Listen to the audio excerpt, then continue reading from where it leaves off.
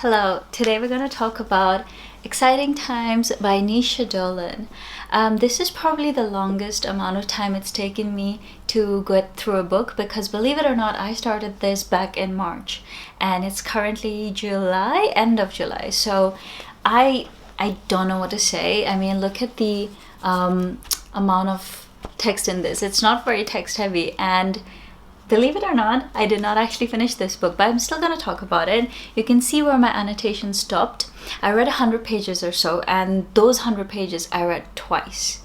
So I have a lot to say. I think there's a lot about this book that needs to be discussed because a lot of it is both problematic, but at the same time, a lot of the stuff in this book I actually did enjoy, so why did I not continue?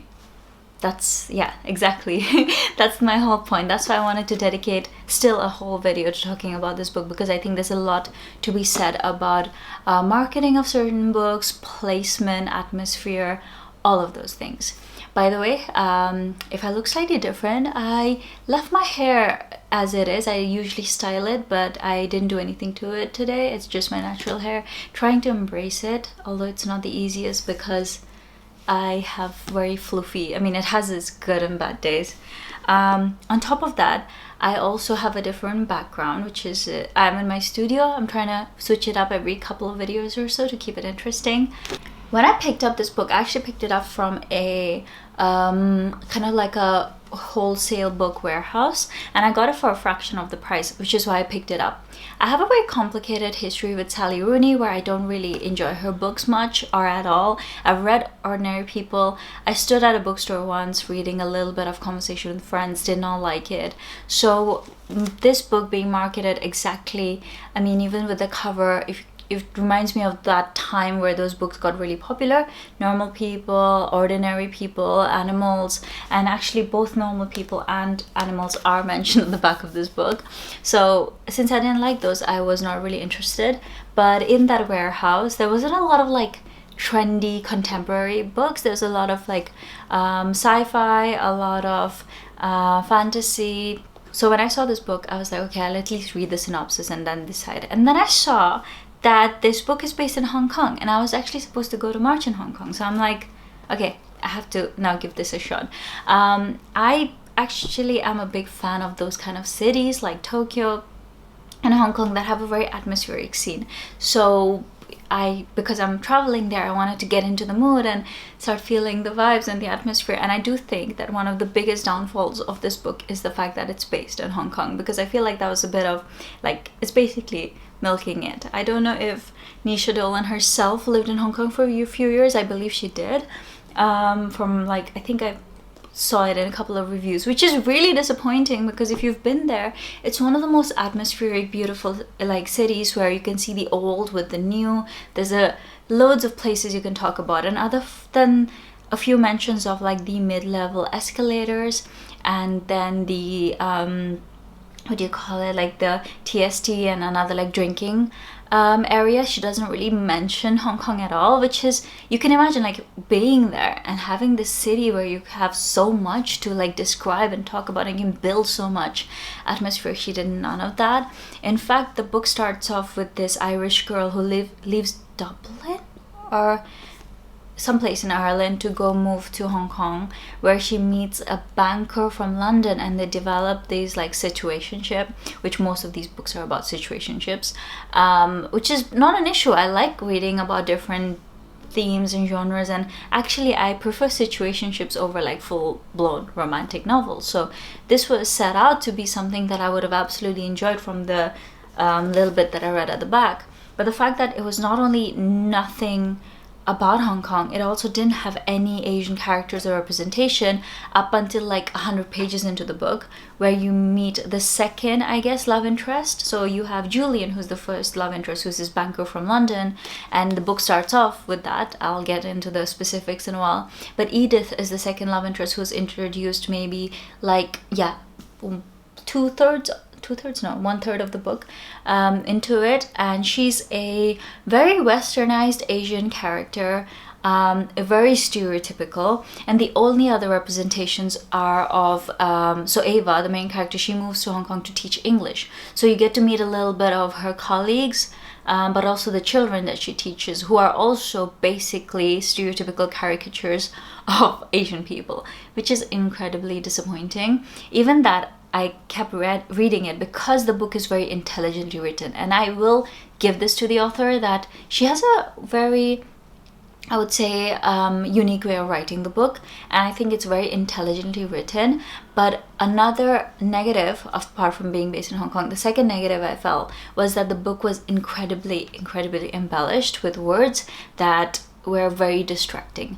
I personally don't think that books need to have a lot of embellishment or like big words or fancy writing in order to be enjoyable or intelligent. The book was intelligent but so heavily embellished that I sometimes needed to Google multiple words in the same sentence, which is not at all impressive. It's just distracting from the reading experience, and also makes me think, like, is this the editor or is this the author? I can't tell. But yeah, I have had in the past issues with Irish authors in the way that they've had very unique writing styles, which took me a while to get used to. This is no criticism of them. It's more so of me that it takes me time with certain, authors to get used to their writing. But in this case, that was one thing that already was slowing me down. But then you just embellish the writing so much to the point where it's like every few sentences I'm stopping and being like, what am I even reading? And also, like, I've read books where there are like cultural bits thrown into the book that obviously it takes me time and a bit of research to understand what they're talking about. In this case, that was like the part that I enjoyed, but then again, couple that with like 1,000 other things that were very distracting. It was hard to get a grip on. Some of the main themes, I've written it down here. I have like 2 pages of notes. Situationships, familial detachment, self-aware self-destruction, class politics, which was very interesting to read about, superficial people have superficial relationships, stereotypical upper class characters, major pick-me energy, which is my kind of like overarching notes. And I will say, like, the amount of politics written into this book, especially Irish politics, and then you think about like Hong Kong politics and British politics, it's just all kind of mixed in and written it in a very intelligent dialogue and very well kind of like integrated into the story. It didn't feel like the characters or a story were just a platform for the author to voice her political opinions. It was all done very well, like integrated. Where I felt the story fell short was when, you go from one character to another, and she's supposed to be a bisexual character, but you don't find out again to a lot, like a point in the book, and it almost feels at that point like you never even hinted at it.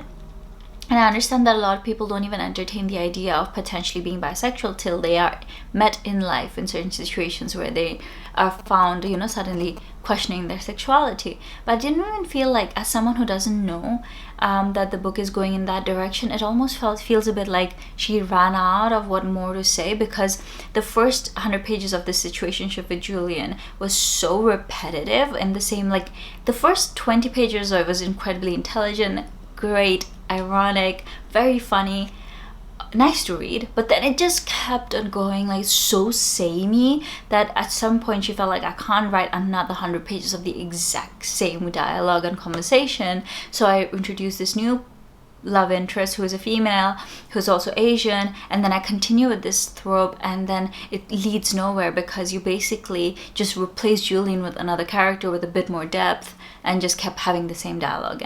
And that's where I kind of stopped reading, because when Edith also turned out to be a caricature of westernized Asians, I felt like this is just a bit of a slap in the face for a lot of kind of underrepresented characters.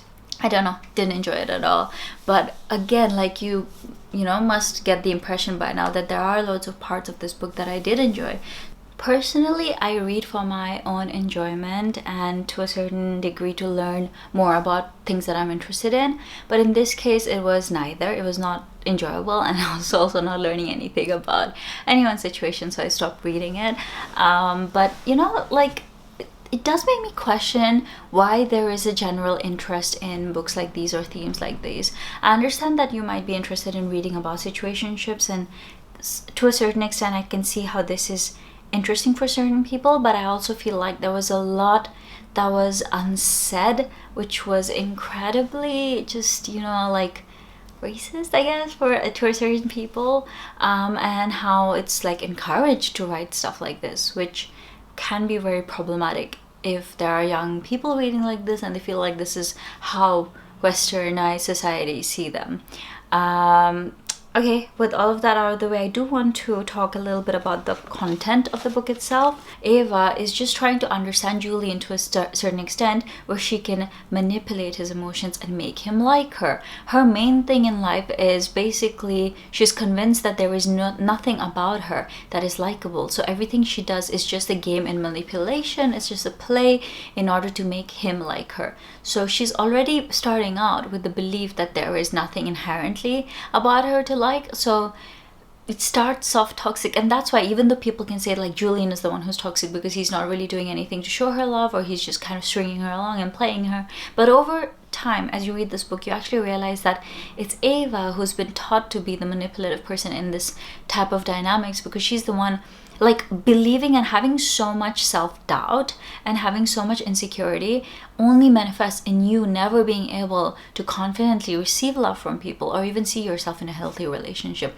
And this is not a criticism on Ava, it's actually a criticism in the way she was shown love when she was younger, and also the kind of relationship that she still till date has with her family, which is incredibly problematic as well. So it's a play on different things, so you can't really put all the blame on Julian being a problematic person. The truth about certain relationships might hurt us, so we avoid confronting them and continue the facade for as long as possible. And that's exactly what the book feels like. You just continue with Ava living this whole facade with Julian to a certain point where he just disappears from her life, and now she tries to find another person to play games with, and it's just a toxic cycle that continues on and on and on. To a certain degree, I also feel like it's not just about what people want from Ava in order to like her, but also what she wants from them.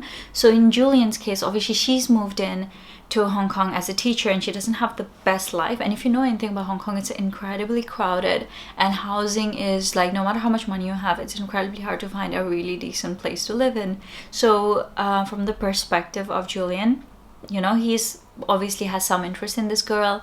They're got to the point where they're now co-living, so Ava obviously wants to continue living with him because he has a very cushy job that gives him this nice ass apartment in Hong Kong, so she wants to continue living with him. So now for her the game is not only to make Julian like her, but also to understand what is it about her that she can kind of offer to him in order to continue receiving these like benefits from Julian, which is being able to live with him.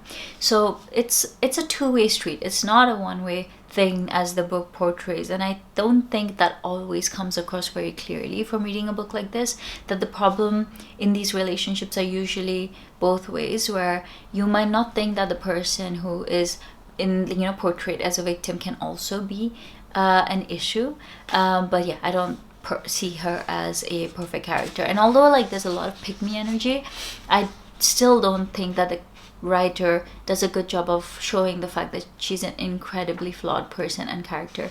And in some of the conversations she has with her family, you can see that, you know, the reasons why she's like this, but it still doesn't do a good enough job of kind of explicitly. And I do feel like because of the way the rest of the book is written, the fact that she's also problematic should have been a tiny bit more explicit in the writing. She continues to analyze all of his statements for the remainder of the relationship, so she overanalyzes almost everything he says and does, and Julian somehow puts up with this, and I don't really understand why. I also feel like Julian is portrayed to be this really incredibly smart person, but also really dumb when it comes to Ava, because he should understand that she's also to a certain degree exploiting him, but he doesn't really seem to care about it or even have any thoughts. And I think portraying both Edith and Julian as such one-dimensional characters was also incredibly boring. And maybe towards the end of the book we get their POV, but I just didn't have the brain cells to make it to that point. She says this line where she says, Julian spoke in conversational quicksands, and things like, I wish he were married, would give me the upper hand, would make me think I'm more interesting, he likes women with lip, kind of makes herself feel better by saying these things and making these claims. And I actually found that like incredibly cringe. What's in my eye? Probably Taro's hair.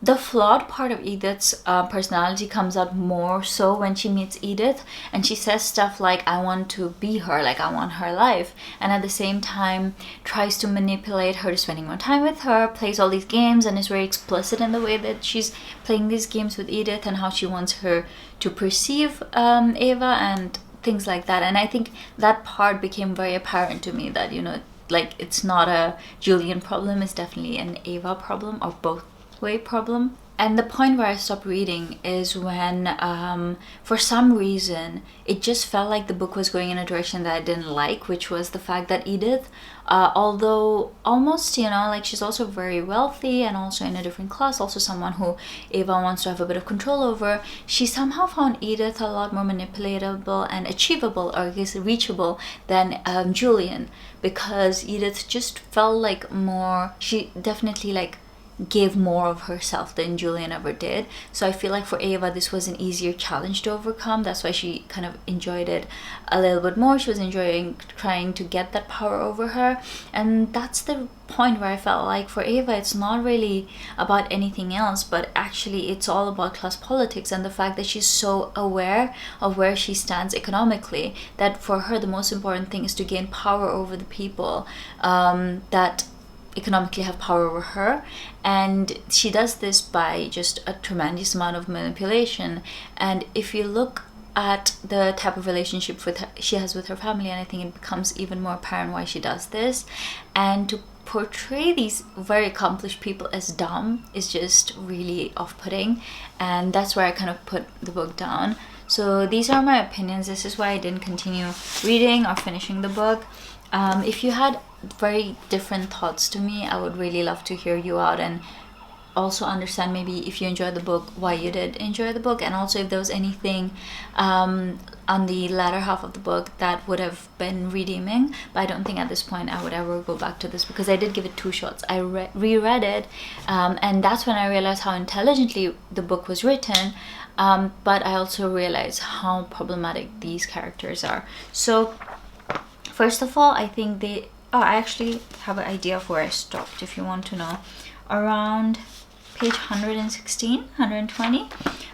So I did read a substantial amount of the book.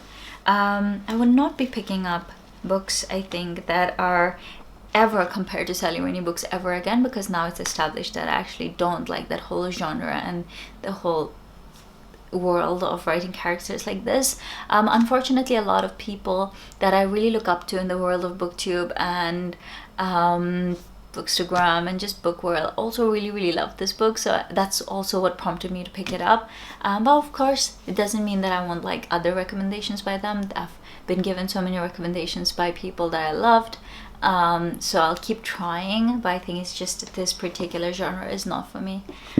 If you like the book review, subscribe if you haven't already, and yeah, let me know your thoughts. I'm trying to be posting a book video at least once a week, so I would love to know what are the other books that you'd like me to kind of talk about. I mainly cover East Asian, Southeast Asian books, but if you have any recommendations, yeah, let me know.